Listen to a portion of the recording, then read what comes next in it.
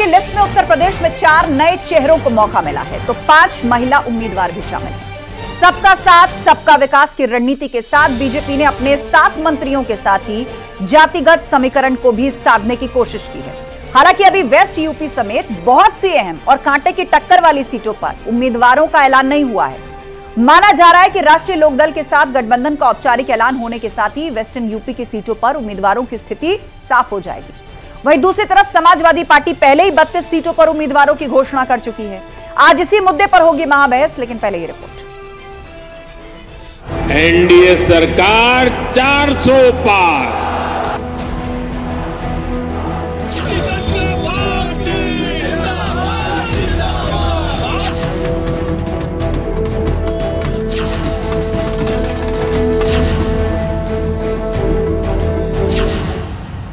वाराणसी से माननीय प्रधानमंत्री जी नरेंद्र मोदी जी,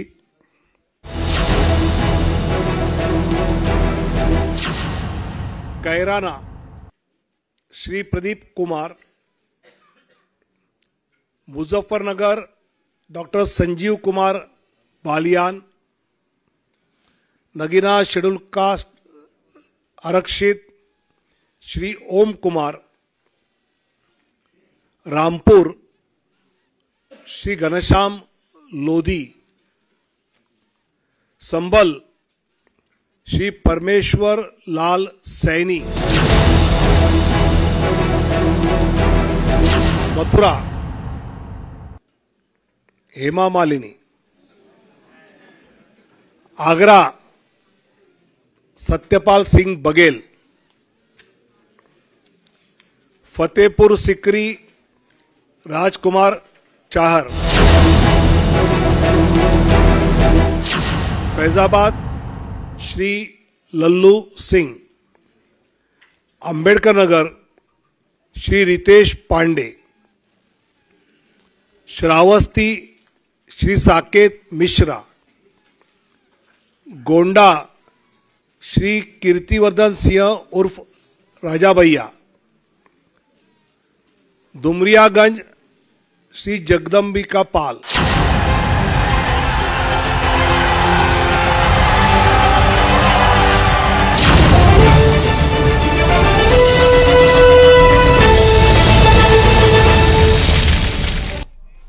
और वक्त है महाबहस के सवालों का, जिन पर फोकस होगी आज की डिबेट।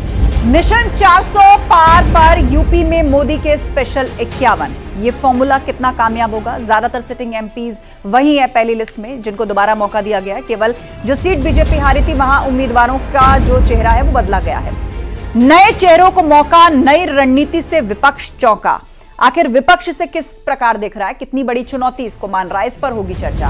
और साथ ही चर्चा इस बात पर भी, काशी में नमो नमो, उत्तर प्रदेश में मिशन 80 की ओर। जब ये लिस्ट अनाउंस हुई तो जो पहला नाम इसमें लिखा हुआ था वो प्रधानमंत्री मोदी के नाम का अनाउंसमेंट था, उनका कैंडिडेचर वाराणसी से, जहां वो मौजूदा वक्त में सांसद भी हैं। उत्तर प्रदेश से सबसे बड़ा लक्ष्य रखा गया है मिशन 80 का। और चर्चा के लिए हमारे साथ संजय चौधरी जी हैं, प्रवक्ता बीजेपी, प्रियंका गुप्ता जी हैं, प्रवक्ता कांग्रेस, अनिल दुबे जी, प्रवक्ता आरएलडी, सौरभ दुबे जी, राजनीतिक विश्लेषक हमारे बीच में हैं। आप सभी मेहमानों का बहुत बहुत स्वागत है।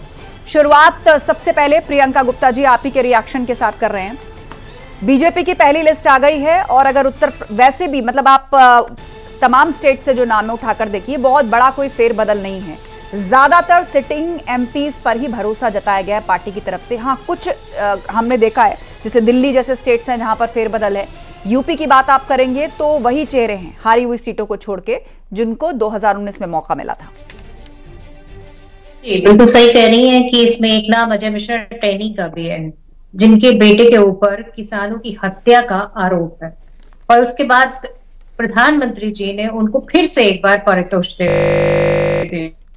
साफ जाहिर होता है कि किसानों के लिए जो हृदय में जगह है वो किस तरह की है, और चाहे वो किसानों के साथ अत्याचार करना हो, चाहे किसानों की एमएसपी ना देनी हो, चाहे किसानों के जो है हत्यारे हैं उनको पारितोष देना हो, तो वो सारी चीजें साफ साफ दिख रही हैं। और मुझे लगता है कि ये एक चेहरा भी उजागर करता है कि उत्तर प्रदेश में किस तरह की राजनीति जो है आगे किसानों के लिए होने वाली है। पर एक बात मैं जरूर कहना चाहूंगी कि जिस तरह से उत्तर प्रदेश में जो माहौल है, अच्छा होगा कि हम डिस्कशन करें कि इनकी जो महिला मंत्री हैं, जिनको इन्हें दोबारा टिकट दिया है, वो उत्तर प्रदेश में हो रहे महिला अपराध पर बोलने से बहुत कतराती हैं। आज आप देखिए कि उत्तर प्रदेश में सबसे ज्यादा केसेस महिला अपराधों के हो रहे हैं, चाहे वो रेप हो, चाहे वो हत्या हो, चाहे वो बलात्कार हो, चाहे वो शोषण हो, हर तरह की चीजें नजर आ रही। तो मुझे लगता है कि आज ये सवाल और इस सवाल का जवाब जो भारतीय जनता पार्टी के प्रवक्ता है उनको देना चाहिए। महिलाओं के चेहरों का आगे करना, पर सिर्फ चेहरे आगे कर देना, महिला जब बात पड़े। लेकिन आप ये बात तो मान रही हैं कि महिला उम्मीदवारों पर भरोसा बीजेपी ने जताया है। आज कुल 195 नामों का कैंडिडेचर अनाउंस हुआ है, जिसमें 28 महिलाएं हैं और अंडर 50 यानी जो यूथ कैंडिडेट्स हैं वो 47 हैं, SC 27, ST 18 और OBC 57। ये संख्या है जो 195 का स्प्लिट अप है जो मैंने सामने रखा। आरक्षण में कितना है महिलाओं के लिए आरक्षण? अच्छा ठीक है, आपने सवाल उठाया, एक बार सब लोग अपनी बात रख ले। प्रियंका जी, आपने एक तो महिलाओं के मुद्दों की बात की और दूसरा आपने ये कहा कि महिला आरक्षण के हिसाब से भी चले तो ये कितना रिप्रेजेंटेशन है, इस पर हम आएंगे। लेकिन उससे पहले संजय चौधरी जी।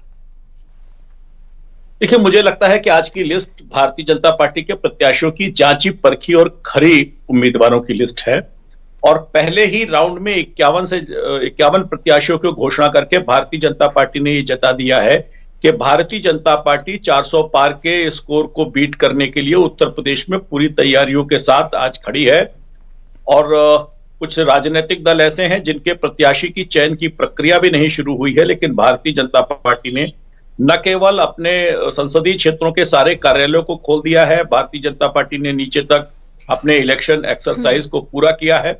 और आज 51 प्रत्याशी की घोषणा के बाद मुझे लगता है कि निश्चित रूप से ये जो उत्तर प्रदेश में 80 को पार करने की योजना है वो बहुत तेजी के साथ आगे बढ़ेगी और निश्चित रूप से एक बार फिर से 400 पार और तीसरी बार नरेंद्र दामोदर दास मोदी की सरकार बनाने के लिए सुशासन के आधार पर, सुरक्षा के आधार पर और गरीब कल्याण के आधार पर भारतीय जनता पार्टी अपने अभियान को आप पूरी तरह से आश्वस्त हैं कि आप न सिर्फ सरकार में वापसी कर रहे हैं बल्कि जिस 400 पार की या जिस फिगर को आप लेकर चल रहे हैं उसे भी आप अचीव कर लेंगे। हमें फखरुल हसन चांद साहब भी ज्वाइन कर चुके हैं, समाजवादी पार्टी के प्रवक्ता। फखरुल जी, समाजवादी पार्टी का रिएक्शन, 51 नामों का ऐलान, तकरीबन चेहरे वही हैं, किसी का टिकट नहीं कटा है, बस केवल जो हारी हुई सीटें थी उन पे कुछ चेहरे बदले हैं। देखिए, भारतीय जनता पार्टी ने आज लिस्ट जारी की है। समाजवादी पार्टी ने भारतीय जनता पार्टी के उत्तर प्रदेश में जीते हुए प्रत्येक सांसद का रिपोर्ट कार्ड पहले से तैयार करके रखा है। भाजपा बताए कि दूसरी लिस्ट में नाम तो आ गए हैं, इनका रिपोर्ट कार्ड कहाँ है? जनता से जो वादे किए थे वो कहाँ हैं? गांव गोद लिए गए थे, उन गांवों की क्या रिपोर्ट कार्ड है?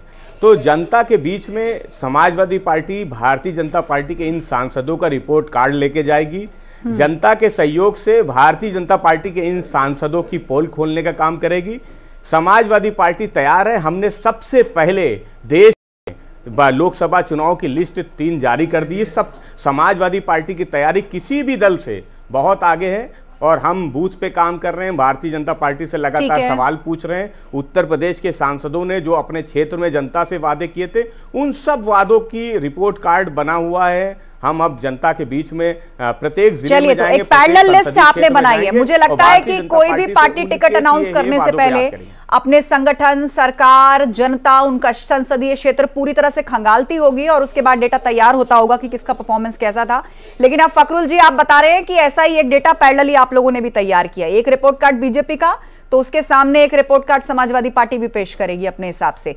लौटेंगे आपके पास, अनिल दुबे जी का रुख करते हैं, आरएलडी प्रवक्ता हमारे बीच में। भाई देखिए, ठीक है अनिल दुबे जी, आज की इस लिस्ट को लेकर जो कहा जा रहा है विपक्षी पार्टियों की तरफ से, एक तो महिलाओं की उम्मीदवारी, आप पूरी 195 लोगों की लिस्ट उठाकर देखें तो उसमें 28 महिलाएं हैं और कहा जा रहा है सभी वर्गों का ध्यान रखा गया है।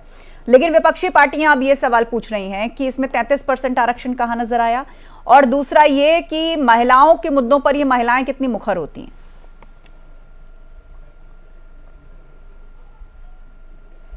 देखिए आस्था जी, ये भारतीय जनता पार्टी ने अपने उम्मीदवारों की सूची जारी की है और हमने अभी हमारा उनके बीच में गठबंधन होने का फैसला हुआ है, अभी गठबंधन नहीं हुआ है। तो अब वो अपने दल में किस तरह से टिकट दे रहे हैं, किन लोगों को दे रहे हैं, किस हिसाब से अभी उनकी पूरी सूची आ जाए तो उसके बाद पता चले कि उन्होंने कितने % लोगों को टिकट देने का दिया है। जब तक पूरी सूची ना आए तब तक मैं समझता हूँ इस विषय पर चर्चा का कोई औचित्य नहीं है कि वो कितनी महिलाओं को दे रहे हैं। लेकिन जो भी वो टिकट उन्होंने दिए हैं तो वो अपना सोच समझ करके ही दिए होंगे, उनके रिपोर्ट कार्ड को उन्होंने देखा होगा।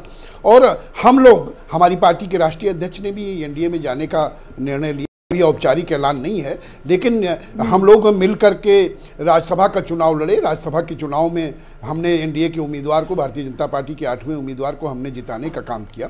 और उसकी वजह से जब चौधरी जयंत सिंह जी ने इंडिया गठबंधन को छोड़ा और एनडीए गठबंधन में जाने का फैसला किया तो उत्तर प्रदेश की राजनीति बदली है। आज उत्तर प्रदेश के जो हालात हैं, उत्तर प्रदेश का जो किसान है, नौजवान है, वो चौधरी जयंत सिंह जी के साथ है, राष्ट्रीय लोकदल के साथ है। और उसको एनडीए में जाने के फैसले का उन्होंने स्वागत किया। और एनडीए ने जो माननीय प्रधानमंत्री जी ने जिस तरह से किसानों के मसीहा को सम्मानित करने का काम किया, उसको देश के किसानों ने सराहा, देश के किसानों ने उसका स्वागत किया। और उत्तर प्रदेश के किसानों में तो बहुत ही हर्ष है। उनको लगता है कि चौधरी जयंत सिंह जी ने जो फैसला किया है उस फैसले से देश, इस उत्तर प्रदेश के किसानों का, देश के किसानों का वो भला करने का काम करेंगे। किसानों के उत्थान में सरकार के साथ रह करके किसानों को के विकास का काम। तो मैं समझता हूं कि उत्तर प्रदेश में एनडीए की स्थिति इतनी है कि इंडिया गठबंधन किसी भी सीट पर कहीं खड़ा नहीं हो पाएगा। चौधरी जयंत सिंह जी ने जो फैसला किया है, लोग उसके साथ हैं। उत्तर प्रदेश का किसान, पश्चिमी उत्तर प्रदेश में तो व्यापक लहर चल रही है। ठीक है, सौरभ दुबे जी हमारे बीच में, राजनीतिक विश्लेषक। सौरभ जी, आपका आकलन, 51 सीटें यूपी और कुल 195 सीटें फर्स्ट लिस्ट बीजेपी। देखिए, भारतीय जनता पार्टी ने इस बार जो टिकट का जो है वो समीकरण बनाया था कि अपना जो एक उनका संगठन का सर्वे है उसके आधार पर, और दूसरा जो नमो ऐप है, नमो ऐप के आधार पर। नमो ऐप में उन्होंने 3 नाम मांगे थे कि आपके यहाँ जो लोकप्रिय व्यक्ति हैं वो सभी व्यक्ति वहाँ नमो ऐप में उनका नाम दे सकते थे। तो उस आधार पर मुझे लगता है कि जिस प्रकार से हेमा मालिनी जी अपने क्षेत्र में लोकप्रिय हैं, जिस प्रकार से महेश शर्मा जी का नाम नोएडा में वो काफ़ी लोकप्रिय हैं, तो ऐसे कई चेहरे, ऐसे कई नाम आए हैं जो सर्वे में खुल करके जिनका नाम आया हुआ था। और महिलाओं की भागीदारी देखिए, कहीं ना कहीं जो 28 सीटें इसमें दिख रही हैं तो बहुत ज़्यादा मात्रा में बढ़ी हुई दिखाई दे रही है स्पष्ट रूप से। और सभी समाज के जितने सभी वर्ग हैं उनका भी मिश्रण इसके अंदर दिखाई दे रहा है, अनुभव के साथ साथ युवा, और साथ ही साथ जो अन्य पार्टियों से लोग जो है, जो वहां से जहां उनको सम्मान नहीं मिला, अगर वो नरेंद्र मोदी सरकार के नेतृत्व में काम करने के इच्छुक थे तो उनको भी कहीं ना कहीं सम्मानपूर्वक स्थिति में कुछ सीटें दी गई हैं। और सबसे बड़ी बात देखिए, जो चेहरा है वो चेहरा ग्राउंड जीरो से लेकर के ग्लोबल हीरो, वो है प्रधानमंत्री श्री नरेंद्र मोदी का चेहरा। नरेंद्र मोदी जी के नेतृत्व में ये जो पूरी टीम है, ये पूरी टीम चुनाव लड़ेगी। अभी 195 सीटों की घोषणा हुई है। आने वाले समय में जो मुझे लगता है 2-3 दिन के अंदर सारे जो प्रत्याशी हैं वो घोषित कर दिए जाएंगे। लेकिन यहां पर मुझे ये बात नहीं समझ में आ रही है कि जब आपको इतनी मजबूत शख्सियत से चुनाव लड़ना है, श्री नरेंद्र मोदी जिनकी लोकप्रियता देश विदेश में बढ़ चढ़ करके बोलती है, वहां पर विपक्ष की लिस्ट कहां है? अभी ये हर चीज में पीछे क्यों रह जा रहे हैं? समाजवादी पार्टी के अभी प्रवक्ता जिस प्रकार से चैनल पे बता रहे हैं कि हमने बड़ी इन्हीं के समकक्ष लिस्ट बनाई हुई है। अरे भैया, आपको तो एक कदम आगे निकलना चाहिए था। आपको पहले ही अपने कैंडिडेट घोषित कर देने चाहिए थे, क्योंकि आपके कैंडिडेट को तैयारी की ज्यादा जरूरत पड़ेगी। यहां पर तो सब कुछ तैयार है। यहां पर तो मोदी जी के कार्यों की जो नीतियां हैं, जो विकास का कार्य हुआ है, उसको लेकर के वो तो पहले भी जा चुके हैं। कई कार्यक्रम पिछले 3 महीनों में लगे रहे सांसदों के, और अब उनको जो है प्रत्याशी के माध्यम से हो जाएंगे और अपने बीच अपनी बात रख लेंगे कि लेकिन आपके प्रत्याशी कहां रहेंगे? ये विचार करने वाली बात है समाजवादी पार्टी और बीजेपी ने अपनी लिस्ट आगे रख दी है, संदेश दे दिया है सब। अरे अगर जानकारी नहीं है, ऐसे में विपक्ष क्या पीछे रह गया? अरे आस्था जी देखिए, आस्था जी कम से कम जिनको जानकारी ना हो उनको तो डिबेट में मत बैठाए कीजिए। समाजवादी पार्टी ने 3 लिस्टें जारी की, इनको लिस्ट नहीं मालूम है। मैं भाई साहब आपकी जानकारी लिस्ट की बात कर रहा हूं, मुझे पता है कुछ कैंडिडेट आपने घोषित किए हैं। अरे भाई, संपूर्ण क्या भाजपा की आ गई? संपूर्ण लिस्ट में, अरे भाई संपूर्ण लिस्ट भाजपा की आ गई, क्या बेवकूफी की बात कर रहे हैं आप? अरे आप फिर वही बात कर रहे हैं। 195 लिस्ट में कितने लोग हैं? आपकी 3 लिस्ट में कितने प्रत्याशी हैं आप बताइए? अरे भाई, आपकी 3 लिस्ट में कितने प्रत्याशी हैं? एक सेकंड सौरभ जी, उन्होंने अगर यूपी के परिप्रेक्ष्य में लिस्ट जारी की है तो बीजेपी ने कई राज्यों को मिला करके, इसीलिए 195 उसमें है। आप क्या नया कहना चाहते हैं सौरभ जी? हम तो 31 देखिए, 51 सीटों पे जो उत्तर प्रदेश के अंदर है उसमें जो है उम्मीदवार घोषित कर दिए गए। इनके उम्मीदवार भी घोषित किए गए समाजवादी पार्टी के। लेकिन आपको मैं क्या कह रहा हूं, आपको 80 सीटों के उम्मीदवार बहुत पहले ही घोषित कर देने चाहिए थे। आप बात को समझिए, मैं क्या कह रहा हूं। मैं आपकी 80 सीटों की बात कर रहा हूं, या आपने जितनी सीटों की घोषणा की क्या उतने पे चुनाव लड़ेंगे? यार आप आधी अधूरी बात को अगर समझेंगे तो फिर आप चुनाव कैसे लड़ने जाएंगे? आप 80 सीटों पर लड़ना है या जितनी सीटें घोषित की है? जब भारतीय जनता पार्टी की लिस्ट आएगी उसके बाद आपके कैंडिडेट आएंगे। भाई मैं आपको क्या कह रहा हूं, मैं समाजवादी पार्टी कांग्रेस का शुभचिंतक होने के नाते ये बात कह रहा हूं कि आपको अपने संपूर्ण कैंडिडेट, जितने भी कैंडिडेट हैं, चाहे वो उत्तर प्रदेश हो और चाहे वो अन्य राज्य हो, आपको वहां पर अभी समय देना चाहिए था कि भैया आप जाकर के लोकसभा में किस आधार पर उन प्रत्याशी से लड़ेंगे जो लगातार 2 बार से जीत रहे हैं, जो नरेंद्र मोदी जी के नेतृत्व में जो है जिन्होंने कार्य किया है, जो योगी आदित्यनाथ जी उनके नेतृत्व में कार्य कर रहे हैं। तो आपके सामने, आपके कैंडिडेट के सामने चुनौतियां बड़ी है ना। या आप बता दीजिए कोई ऐसा नेता हो जिसकी लोकप्रियता बढ़ चढ़ करके आप क्या बोल रही हो कि आपने कैंडिडेट उतारा और वो जीत जाएगा। जब मैं बात कर रहा हूं 80 सीटों की, तो आप क्या मेरी जानकारी पे कह रहे हैं? वो तो सबको पता है, टेलीविजन पे आपकी लिस्टें घूम रही है ना। मैं तो संपूर्ण लिस्ट की बात कर रहा हूं। जब आप रणनीति बना रहे हैं चुनाव लड़ने की, आपको सीटें कितनी चाहिए? नरेंद्र मोदी जी का लक्ष्य 370, उन्होंने मात्र 30 सीटें जो है उनको गठबंधन के साथ चाहिए, वो 370 की तैयारी आप लोग और आप जो है आप आधी अधूरी सीट के लिए जो है कोई बात नहीं। ठीक है सौरभ जी, आप ये कहना चाहते हैं कि विपक्ष को जल्दी से जल्दी 80 सीटों पर अपने कैंडिडेट्स अनाउंस करने चाहिए। बिल्कुल। अब आप शांत रहिए, इसका जवाब फखरुल जी देंगे, उसके बाद मैं रुक करूंगी प्रियंका जी का। बोलिए फखरुल जी। देखिए आस्था जी समाजवादी पार्टी 63 सीटों पे उत्तर प्रदेश में चुनाव लड़ रही है। हमने 31 सीटों पे अपने प्रत्याशी जारी कर दिए। कितना % हो गया? और आज भारतीय जनता पार्टी हमारी सूची जारी करने के 1 महीने बाद सूची जारी की, तो हमारे भाजपा के दूसरे प्रवक्ता वो कितना खुश हो रहे हैं। अरे भाई सब इतनी बड़ी लिस्ट जारी हो गई। अरे भैया कम से कम जानकारी करके बैठो। हमारी लिस्ट पहले जारी हुई है, आप 31 में खुश हो जाइए, आपको मुबारक हो।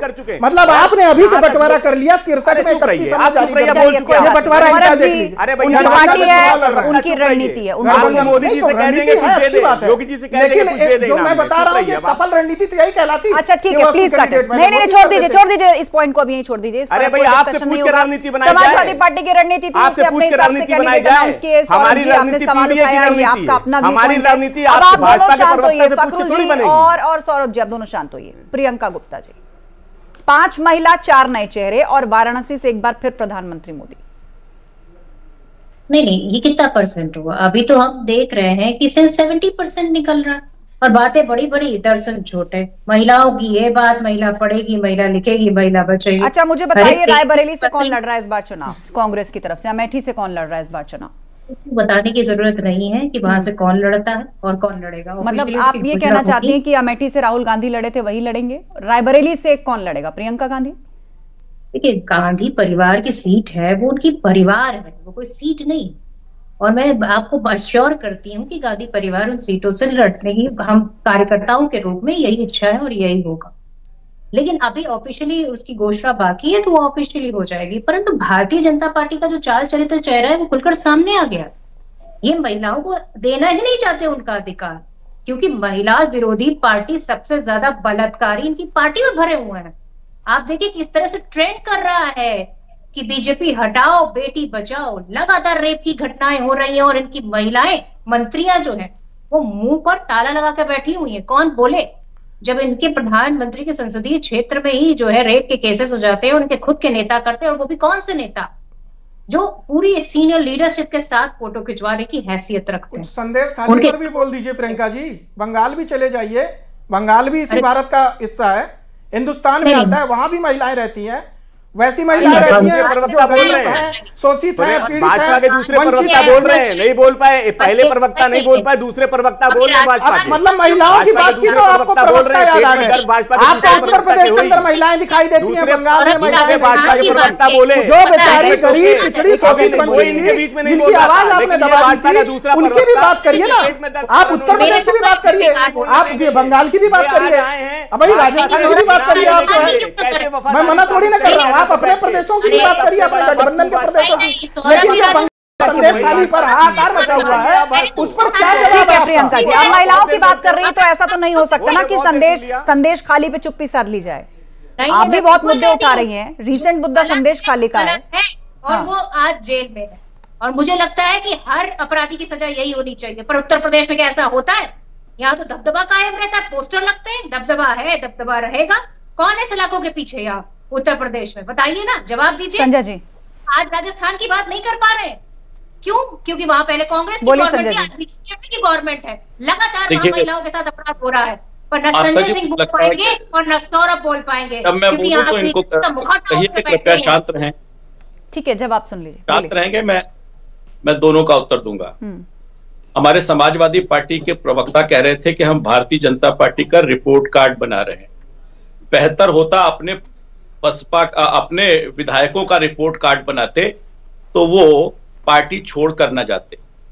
रिपोर्ट कार्ड बनाते अपने राष्ट्रीय महासचिवों का, स्वामी प्रसाद मौर्य का और सलीम शेरवानी का, पल्लवी पटेल का, कि ये पार्टी से बनाए ना। आपसे सवाल नहीं पूछना चाहिए। अरे लोकतंत्र में आपको आजादी मिलनी चाहिए। अरे सुन लो मेरे भाई, आपको मनमानी होनी चाहिए, आपके टेनी को मनमानी होनी चाहिए जो किसानों पे गाड़ी चढ़ाने वाले हैं। सुब्रत पाठक से कोई सवाल ना पूछे जो थाने से गुंडों को छुड़ा लाते हैं ना, यही कहते हैं ना। अरे इनके रिपोर्ट कार्ड हमने बनाए हैं किसानों पे गाड़ी चढ़ाने वालों के, बलात्कारियों को बचाने वालों के, महिला उत्पीड़न वालों के, थानों से गुंडों को छुड़ाने वालों के। पेट में दर्द क्यों हो रही है? अगर हम रिपोर्ट कार्ड बना रहे हैं तो पेट में दर्द क्यों हो रही है? मैं तो आपको डिस्टर्ब नहीं कर रहा आपसे, मैं डिस्टर्ब नहीं कर रहा हूं। सवालों से ऊपर हो, ठीक है सवालों फखरुल का जवाब नहीं जी, शांत हो देना जाइए, है। यही शांत हो जाइए फखरुल जी, बोलिए संजय जी। तो मुझे लगता है कि जो बात करते हैं, अभी सिद्धांत बता रहे थे, बेहतर होता अपने विधायकों को निश्चित रूप से उनकी रिपोर्ट कार्ड तैयार करते। जिस सिद्धांत की बात करते हैं पीडीए की, उस पीडीए का हाल क्या होता है?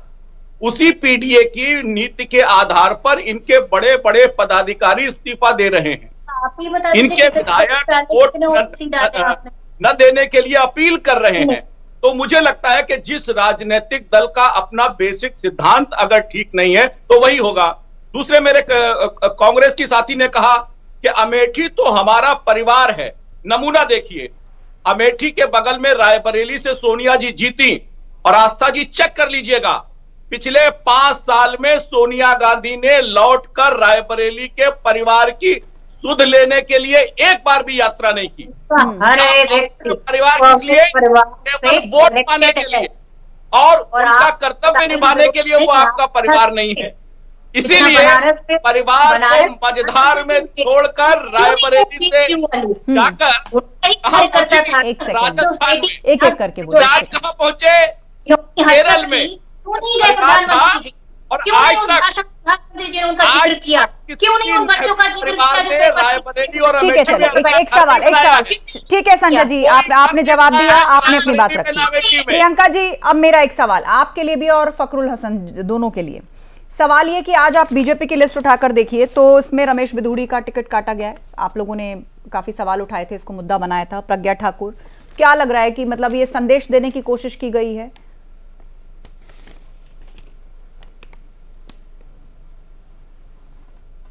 प्रियंका जी, उसके बाद फखरुल जी। संदेश देखिए ना, ऐसा है ना कि आस्था जी संदेश तो सीधा सा है, नहीं संदेश तो सीधा सा है कि टेनी का टिकट है, वो टेनी जिनके बेटे पे किसानों पे गाड़ी चढ़ाने का आरोप है, वहां हमारे वो अभी मामला चल रहा है ना, मुकदमा चल रहा है, आरोप लगाया, उनका टिकट है, तो वो का नहीं मुकदमा चलेगा ही। सुब्रत पाठक जो अपने जो अपराधियों को उठाने से उठा लाए थे, तो ये भी तो वो प्रत्याशी हैं जिन पे सवाल भारतीय जनता पार्टी कहती मत पूछो।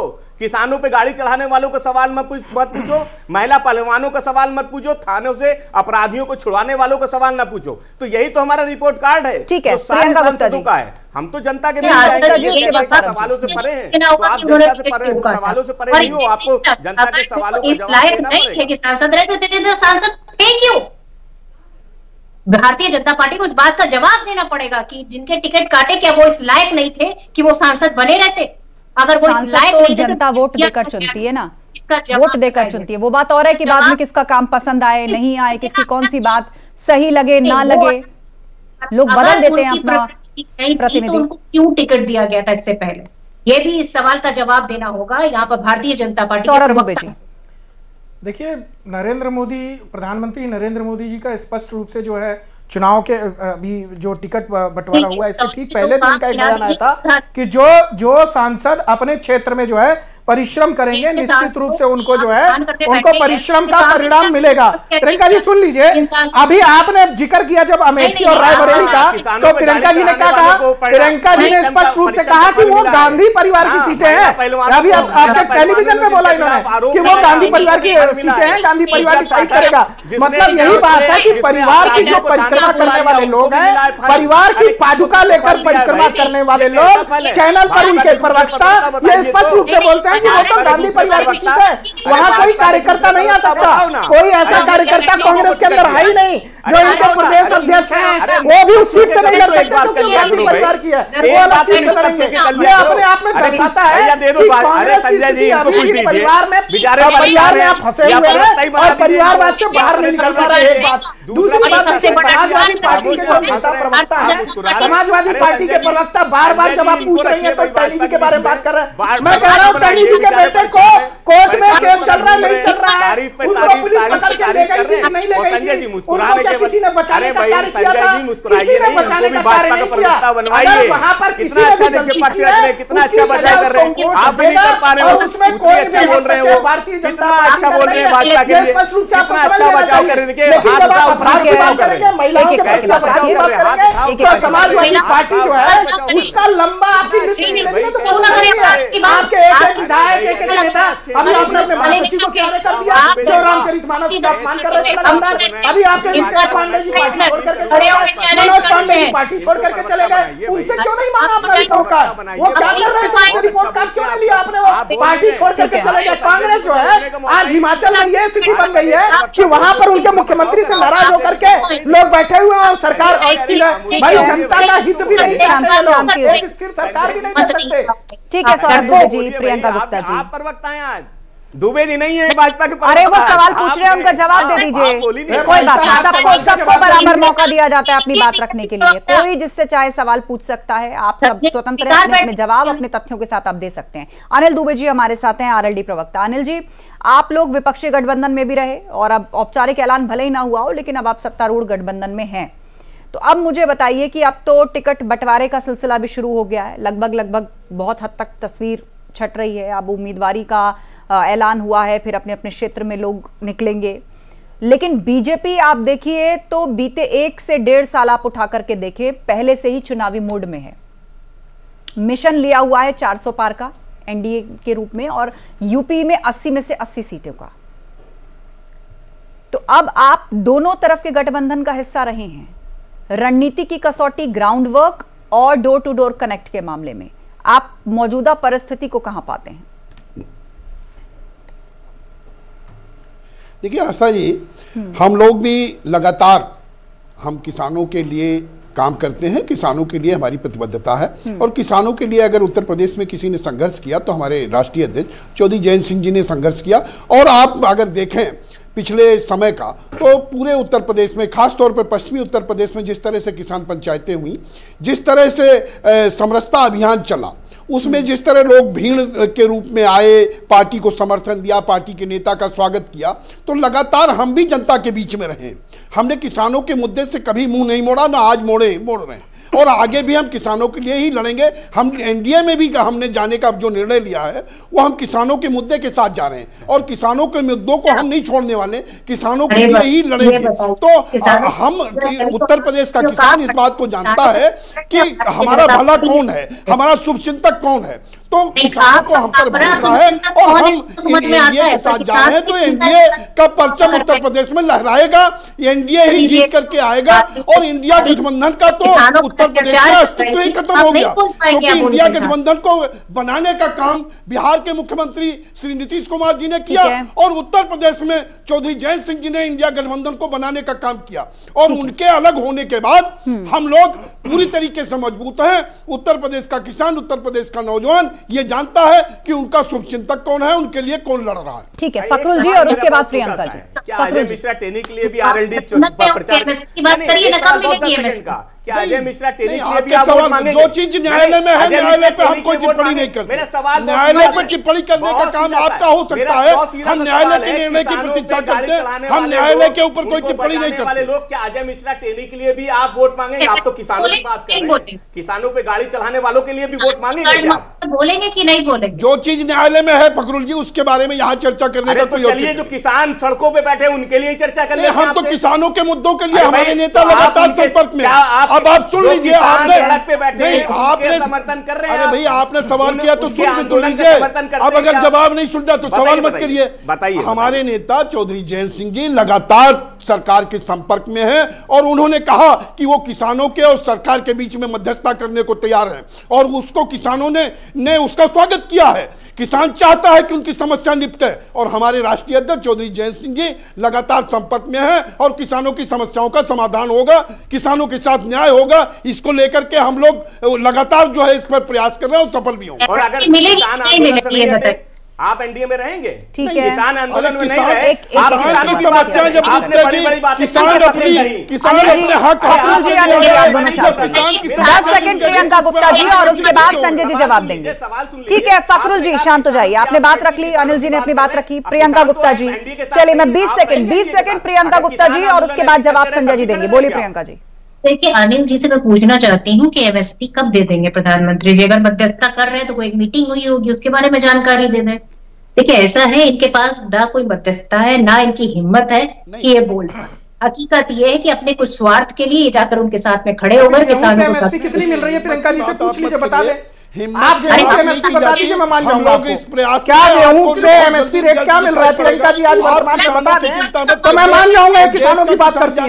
मैं दोनों लोगों से पूछ रहा हूँ, ये समाजवादी पार्टी के प्रवक्ता से भी पूछ रहा हूँ, प्रियंका जी से भी पूछ रहा हूँ। आप अभी तत्काल गेहूं पर जो है वो एमएसपी रेट क्या सरकार दे रही है आप बता दीजिए, मैं मान जाऊंगा आपको आंकड़ों के साथ। आप बता दीजिए, आप किसानों की बात कर रहे हैं, आप वर्तमान रेट बताइए। दूसरे बोल कहा पा रहे पहले, आप वर्तमान रेट बता दीजिए। अरे हमारे ठीक है, आप घुमाइए मत, मैं आपको बता दूं या आप बताएंगे?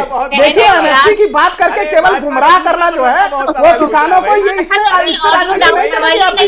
वर्तमान में जो स्वामीनाथन आयोग की रिपोर्ट थी C2 + 50%, गेहूं का रेट वर्तमान में 1652 रुपए है और 50% 826 रुपए उसमें और जोड़ दीजिए, 2475 रुपए के आसपास मामला बैठता है। 2275 रुपए वर्तमान में गेहूं का रेट सरकार दे रही है। आपको पता नहीं है? पढ़ लिख करके बैठा करिए, चैनल पे आया करिए। जितना पढ़े लिखे जो गेहूं के बारे में बात करेंगे, कोई बात नहीं, पर्सनल नहीं, सब अपनी अपनी बात रख रहे हैं। संजय जी बोलिए, संजय जी शांत हो जाइए सब लोग। संजय जी जवाब देखिए, देखिए आस्था जी, ठीक है फकरुल जी, आस्था जी कम से कम चैनल प्रियंका जी जवाब सुन लीजिए। चैनल का स्तर बनाए रखिए। किसानों के बीच में किस लिए ठीक है, आप किसानों को जानना चाहते हैं, आप एमएसपी पर बात करना चाहती हैं।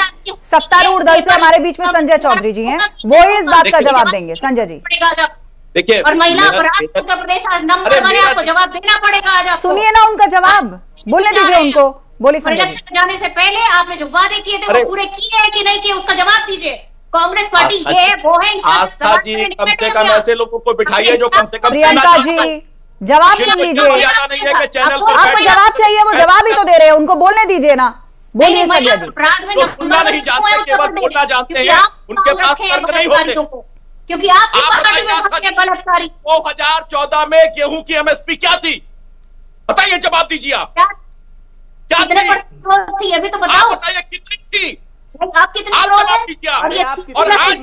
दे रहे हो बताओ ना। और इसमें इंक्रीज है और इंक्रीज के साथ साथ किसान सम्मान निधि है। क्या वादा किया था? किसानों की आय दोगुनी करने का वादा किया था। एमएसपी का वादा आपके मैनिफेस्टो में था।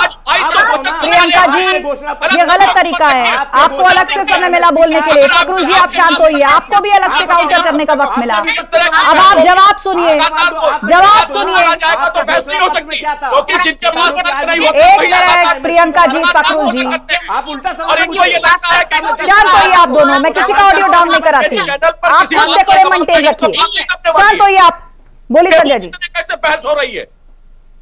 जिनके पास तर्क नहीं है, जिनको एमएसपी का रेट नहीं पता, जिनको गेहूं का 14 और आज 24 के रेट बेसिक रेट नहीं पता है एमएसपी के, वो किसानों के बारे में बहस कर रही है। अरे आप बताइए ना, एमएसपी बताइए गेहूं की।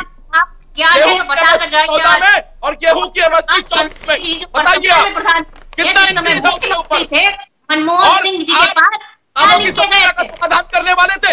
आज किसानों की जो मैनिफेस्टो 8 साल आपका शासन रहा ना, क्या था मैनिफेस्टो में 2014 में? किसानों की स्थिति है करने का वादा, एमएसपी का वादा, आज उस पर सवाल पूछा जा रहा है तो पूछे जा रहे हो। 40 साल जा रहे हो भाई, आज की बात करो ना। आप अपने मैनिफेस्टो की बात बता तो दिया मैंने आपको रेट। भारतीय जनता पार्टी से प्रवक्ता बता रहे हैं, आप गेहूं का रेट नहीं बता पा रही हैं, सवाल पूछ रहे हैं। आप सवाल पूछ रहे हैं, आपको रेट पता होना चाहिए ना कम से कम। हमसे उल्टा देखिए देखिए कांग्रेस का जनाधार जो है, कांग्रेस पार्टी का जनाधार वेंटिलेटर पे है और इनका अहंकार जो है वो एक्सीलेटर पे है। इनके गठबंधन की गठरी में जितने खेल है ना, इनके आपस में उतने ही महत्वाकांक्षी मतभेद है। ये कांग्रेस पार्टी जो है, ये इनको गेहूं का रेट नहीं पता, लेकिन किसानों के कंधे पर आकर के बंदूक चलानी है।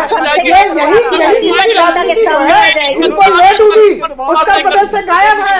रायबरेली में कौन लड़ेगा पता नहीं है, रायबरेली में कौन लड़ेगा इनकी प्रवक्ता को पता नहीं है। वो कह रही है कि ये तो गांधी परिवार की सीट है, वो उसके लिए शुरू में उन्होंने कह दिया अमेठी रायबरेली से कौन लड़ेगा तो बताने वाली बात है। उनके बीच भी कंफ्यूजन है क्या? सोनिया गांधी को राज्यसभा से, सोनिया गांधी ने तो राज्यसभा से वो बता दें, ये बताओ ना C2 + 50% गेहूं की एमएसपी कितनी होनी चाहिए, ये बता दो बस तुम हमको। मैंने आपको बता दिया वर्तमान रेट में तुमको इतना जोड़ लीजिए। अब आप गूगल करके कुछ नहीं मिलेगा, ये गूगल करके ना, गूगल करके मिलने वाला नहीं है प्रियंका। मैंने आपको वर्तमान रेट जो है 1652 रुपए बताया आपको, उसमें 840 रुपए 50% जो उसका वर्तमान मूल्य है प्लस उसमें 50% ऐड कर लीजिए। 50% ऐड करने के बाद बनता है 76 रुपए। सरकार 2275 रुपए मात्र आपको जो है 200 रुपए रेट के आसपास का फासला है। जबकि सुप्रीम कोर्ट ने कहा था अगर इस हिसाब से अगर हम खर्च करेंगे किसानों पर तो कहीं न कहीं वित्तीय घाटा हो सकता है। ये बावजूद सुप्रीम कोर्ट के कहने के आज जो है नरेंद्र मोदी सरकार उस रेट के आसपास कहीं न कहीं पहुंची हुई है। ये आपको समझना पड़ेगा क्या लिखा है, किसानों की आय दुगनी करने का वादा। और किसान में सिर्फ गेहूं के किसान नहीं होते। आज इस बार के बजट में आप बताइए कितना बजट था, 1,25,000 करोड़ बजट था, 2,000 करोड़ वर्तमान बजट में सरकार ने बढ़ाया। वर्तमान में 1,27,000 करोड़ बजट है किसानों का। इनको ये नहीं पता होगा, इनको ये नहीं पता होगा कि जो दूध और डेयरी के किसान है इस बार उनके बजट में काफी बढ़ोतरी की गई है नरेंद्र मोदी सरकार ने। ये सिर्फ किसान जो है उनको मानते हैं जो बड़े धनाढ्य लोग हैं। भाई अपनी रिपोर्ट में कि जो मध्यम वर्गीय किसान है उसको भी मजबूत करना है, ये भी उनकी रिपोर्ट में था। ये नहीं है कि जो समाजवादी पार्टी को चंदा दे रहे हैं और कांग्रेस को चंदा दे रहे हैं उनकी बात करने वाले ये लोग नहीं है। ये किसानों के कंधे पर बंदूक रख के लोगों को गुमराह करने का प्रयास करते हैं। एक मिनट, यही दिक्कत है समाजवादी पार्टी के साथ। पूरी आरएलडी ने छोड़ दिया, मुद्दे के इर्द गिर्द घुमाए जा रहे हैं। नहीं, शांत होइए आप लोग। आपको महिलाओं पर बात करनी है, आपको किसानों पर बात करनी है, आपको गरीबों पर बात करनी है, आपको बेरोजगारी पर बात करनी है, वो ठीक है। उसके लिए अभी चुनावी मंच आगे आपको खूब मिलेंगे। और मुझे लगता है कि इस डिबेट में भी आप लोग इनफ इस बार इस मुद्दे को उठा चुके हैं, एक दूसरे से सवाल जवाब कर चुके हैं। अब मैं सवाल पूछूंगी और आप सभी लोगों से मेरा यही निवेदन है कि जिससे पूछा जाए वही जवाब दे। एक वक्त में 5 में से 4 पैनलिस्ट बोलेंगे तो आप सोचिए आपका भी टाइम और एनर्जी है, किसी की कोई बात कन्वे नहीं होगी व्यूअर्स के बीच में। सवाल मेरा यह है, सबसे पहले जवाब फखरुल जी और उसके बाद प्रियंका जी से। जिस पीडीए की बात चल रही है, आप लोग पीडीए की बात करते हैं, 195 सीटों पर बीजेपी ने उम्मीदवार उतारे हैं। उसी पीडीए फॉर्मूले से अगर मैं ओबीसी की बात करूं, एससी की बात करूं, एसटी की बात करूं, तो उसमें आप देखिए 57, 18, 27 लगभग 195 में 100 से ज्यादा उसी कैटेगरी से हैं जिसकी आप बात कर रहे हैं। इसीलिए बीजेपी कह रही है कि हम ही हैं जो सबको साथ लेकर के चलते हैं, सबको रिप्रेजेंटेशन देते हैं। फखरुल जी और उसके बाद प्रियंका जी। देखिए ऐसा ना आस्था जी, राजनीतिक प्रत्याशियों को उतार देने से पीडीए का भला नहीं होगा। आप समझे नहीं, जो समाजवादी पार्टी का पीडीए है वो सामाजिक न्याय की लड़ाई है। जो पिछड़े दलित अल्पसंख्यक हैं, जब वो आगे नहीं आएंगे फखरुल जी, तो उनकी लड़ाई लड़ेगा कौन? उनके बीच से उनके नेता अगर नहीं निकलेंगे, उन्हें कोई नहीं पूछेगा, तो उनकी आवाज संसद तक या विधानसभाओं तक कैसे पहुंचेगी? ऐसा आस्था जी, आपने सवाल पूछा है तो हमारा जवाब भी ले लीजिए। समाजवादी पार्टी की 31 की लिस्ट वो पीडीए की लिस्ट है। हमने उसी सामाजिक न्याय पे अपनी लिस्ट जारी किए और घोसी का चुनाव हम अपने पीडीए के नारे पर लड़े थे। पहला ही चुनाव था जो हमने पीडीए के नारे पर लड़ा और जीत के आए थे। ये हमारा फॉर्मूला है जो हिट है। आज भारतीय जनता पार्टी को पीडीए पे बात करनी पड़ रही है। आज आप हमसे भी सवाल पूछ रहे हैं कि भारतीय जनता पार्टी ने उसी पीडीए के फॉर्मूले से अपनी लिस्ट जारी करने का काम किया है। तो ये हमारी लड़ाई की जीत है। ये हमारे वो संकेत है कि हम जिस लड़ाई को लेके आगे बढ़े थे, जिसको भाजपा के प्रवक्ता कहते हैं कि हवा निकल गई पीडीए की, आज उसी पीडीए की हम आपको बात करनी पड़ रही है। क्यों?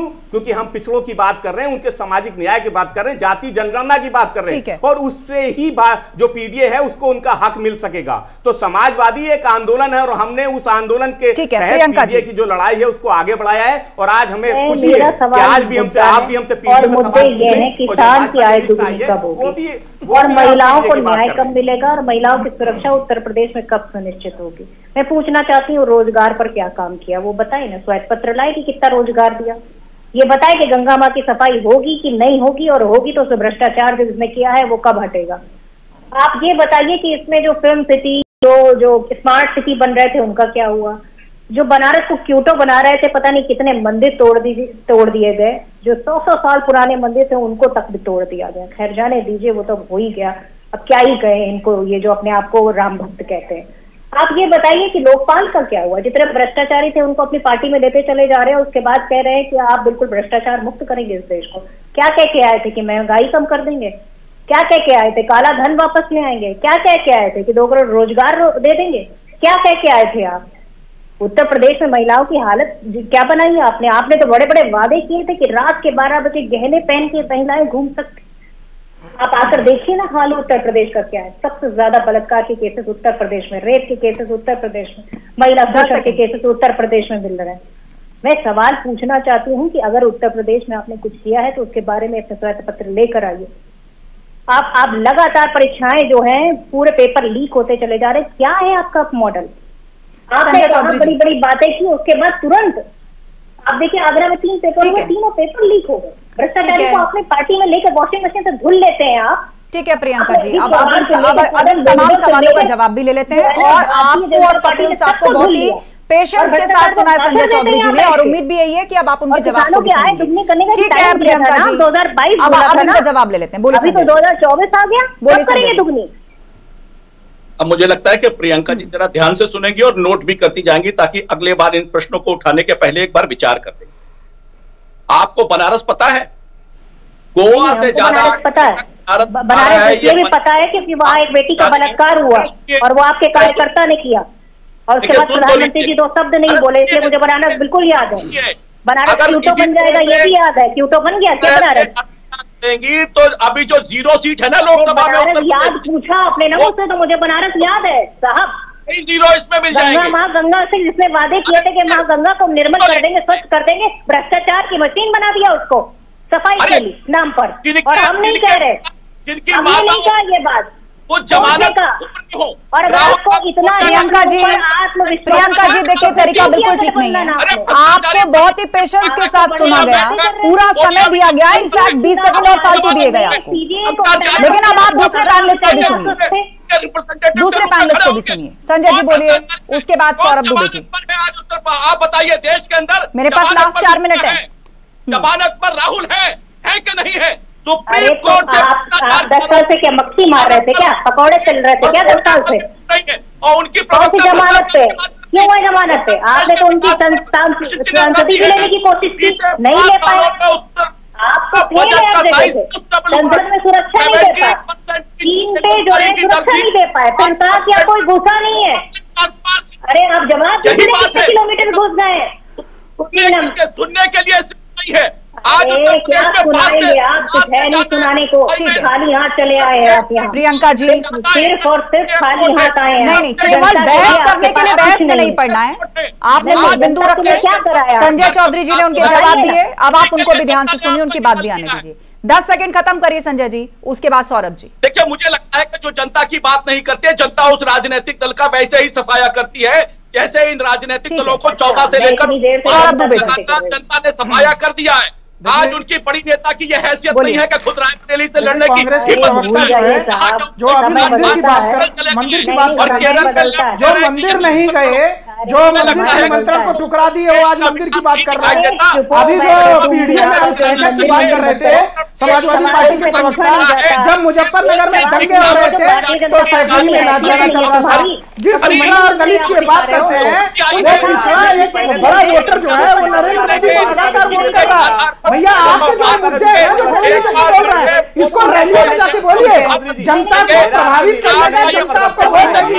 और अगर आपके रैलियों के भाषण नहीं, उसके लिए आगे रैलियों में बोलिए, रैलियों में प्रभावित करिए, सवाल उठाने, और अगर उस पर आपको वोट मिलता है तो समझ लीजिए आपकी रणनीति सही है। लेकिन जिस प्रकार से पिछड़ों का, जिस प्रकार से दलितों का एक बड़ा वर्ग जो है नरेंद्र मोदी को लगातार जो है वो वोट देने का काम कर रहा है, इससे तो आपका पहले अभी विधानसभा चुनाव में तब यही लोग बात कर रहे थे, नीतीश कुमार जी का नाम लेकर मेरे पास लास्ट 1.5 मिनट है, लास्ट 1.5 मिनट है। मोदी जी के साथ मंच साझा कर रहे हैं। नीतीश कुमार जी कह रहे हैं हमको ठगने का प्रयास किया गया था, आज वापस मैं सही रास्ते पे आ गया हूँ। वहीं से जाति जनगणना की बात हुई थी, उनका जाति जनगणना फेल हुआ, अब उसके बाद वो पीडीए की बात कर रहे हैं। ये पिछड़ा दलित अल्पसंख्यक यही लोग हैं जिन्होंने लगातार ऐसे वर्गों को उनको ठगने का प्रयास किया, और आज उसी से दुखी होकर के जनता जो नरेंद्र मोदी सरकार में उनको जलकर मिला है, जो रसोई गैस में उनके सिलेंडर पहुंचा है, जो उनके जनधन खाता खुले हैं, जो उनका जो राशन कार्ड बनाया गया है, और जो बड़े पैमाने पर इंफ्रास्ट्रक्चर के विकास में सभी गरीब शोषित पीड़ित वंचित को शामिल किया गया। ठीक है, नतीजा है कि जनता पार्टी 80 से 80 सीटों पर उत्तर प्रदेश के अंदर जीतने का दावा कर रही है। ठीक है, मेरे पास लास्ट 1 मिनट का वक्त है और आप सब लोगों से यही निवेदन है कि मैं आप सभी को 20-20 सेकंड दे रही हूँ, जाते जाते अपने क्लोजिंग रिमार्क्स आप लोग क्लैरिटी से बता दीजिए, इसमें उलझने की कहीं कोई गुंजाइश नहीं है, ना कोई सवाल और ना ही उसकी आवश्यकता है। फकरुल जी 20 सेकंड। देखिए, भारतीय जनता पार्टी की लिस्ट आज आ गई है। आस्था जी, हम अपनी लिस्ट पहले जारी कर चुके हैं और हमने बिल्कुल, हमारी लड़ाई बिल्कुल साफ है कि हम अपने पीडीए के फॉर्मूले से इसी चुनाव को लड़ने का काम करेंगे। हमारा रास्ता बिल्कुल साफ है। घोसी का चुनाव हम पीडीए के फॉर्मूले पे लड़ेंगे। तो आपका पीडीए एनडीए को हराएगा, ये आपका दावा। अनिल दुबे जी। ठीक है फकरुल जी, अनिल दुबे जी 20 सेकंड। बिल्कुल दावा है। देखिए आस्था जी, हम लोग एनडीए के साथ जा रहे हैं, एनडीए के साथ मिलकर के लड़ेंगे। उत्तर प्रदेश की 80 सीटों पर एनडीए जो है, एनडीए का परचम लहराएगा, क्योंकि एनडीए के साथ चौधरी जयंत सिंह जी, राष्ट्रीय लोकदल खड़ा है, और इस उत्तर प्रदेश के किसान नौजवान सब एनडीए के साथ चौधरी जयंत सिंह जी के साथ रहेंगे। ठीक है, प्रियंका गुप्ता जी 20 सेकंड। देखिए, कांग्रेस पार्टी प्रतिबद्ध है किसानों को एमएसपी देने के लिए, पुरानी पेंशन देने के लिए, बुजुर्गों को छूट जो रेलवे में मिलती थी वो देने के लिए, अग्निपथ को दोबारा से परमानेंट करने के और किसानों को न्याय देने के लिए, महिलाओं को न्याय देने के लिए, महिलाओं को आरक्षण देने के लिए, और सिर्फ यही नहीं, जातिगत जनगणना के लिए भी कांग्रेस पार्टी पूरी तरह से प्रतिबद्ध है। कांग्रेस पार्टी प्रतिबद्ध है उन छोटे छोटे जो उद्योग है उनको आगे बढ़ाने के लिए। ठीक है, संजय चौधरी जी। बढ़ाने के लिए देखिए, भारतीय जनता पार्टी निश्चित रूप से समाज के किसी वर्ग के हिस्से करने के आधार पर नहीं, सबका साथ, सबका विकास और सबके विश्वास के आधार पर इस चुनाव में जा रही है, और गरीबों का कल्याण ही हमारा सबसे बड़ा कल्याण का कार्यक्रम है। और इन कार्यक्रमों में भी हमने डायरेक्ट जो बेनिफिट्स हैं उनको बैंकों के माध्यम से शुरू करके, ठीक है, कुल मिलाकर आपको आपकी विकास योजनाओं पर, अपने लाभार्थियों पर पूरा भरोसा है। जाते जाते सौरभ दुबे जी, कितनी बड़ी चुनौती एनडीए मौजूदा वक्त में, क्या पीडीए का मौजूदा स्वरूप या कांग्रेस और समाजवादी पार्टी के बीच में जो सामंजस्य अगर है वो मुकाबला कर पाएगा, काफी है? नहीं, बिल्कुल। देखिए, इनकी तैयारियां भी बहुत कमजोर हैं। जब विधानसभा चुनाव जब हार गई थी तो कांग्रेस और समाजवादी पार्टी अपने अपने जगहों पर, तो उसके बाद इनको तैयारी बहुत मजबूत करनी चाहिए थी। लेकिन जिस प्रकार से योगी आदित्यनाथ जी के नेतृत्व में उत्तर प्रदेश और देश, मोदी जी के नेतृत्व में पूरा देश जो है जिस प्रकार से टिकटों का बंटवारा किया है, उससे लगता है उत्तर प्रदेश के अंदर जो सामंती सुल्तान है और जो है, चलिए ठीक है, कुल मिलाकर बीजेपी की फर्स्ट लिस्ट के बाद जो सियासी हलचल है वो अपने चरम पर पहुंच चुकी है। आप सभी पैनलिस्ट का बहुत शुक्रिया इस चर्चा में शामिल होने के लिए। तो बीजेपी की लिस्ट में उत्तर प्रदेश में 4 नए चेहरों को मौका मिला है, 5 महिला उम्मीदवार इसमें शामिल हैं। कुल मिलाकर सबका साथ सबका विकास की रणनीति के साथ बीजेपी ने अपने 7 मंत्रियों के साथ ही जातीय समीकरण को भी साधने की कोशिश की है। महाबहस में